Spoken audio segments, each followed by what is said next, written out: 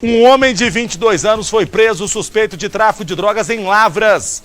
Segundo a polícia, Igor Azevedo Costa, de 22 anos, teria publicado uma foto nas redes sociais com uma submetralhadora, mas vai ser burro, hein?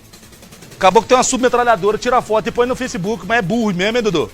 Eu vou te falar, tem gente que é bobo, mas aqui tem uns que faz curso pra bobeira. A foto chamou a atenção da polícia, que intensificou as investigações atrás do suspeito.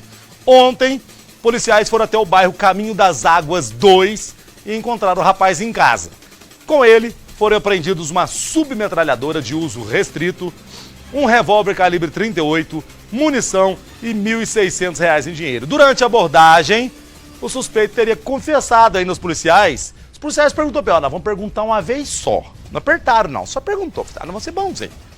Fala a verdadeinha pra nós.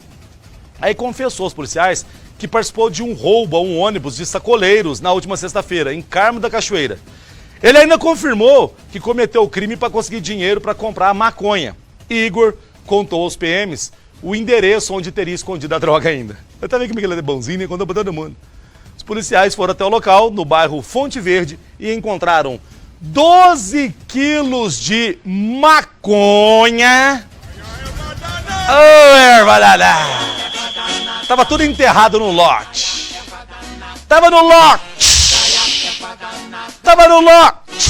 Igor não tá no lote. Ele tá no presídio de lá. Mas, ô, Igor!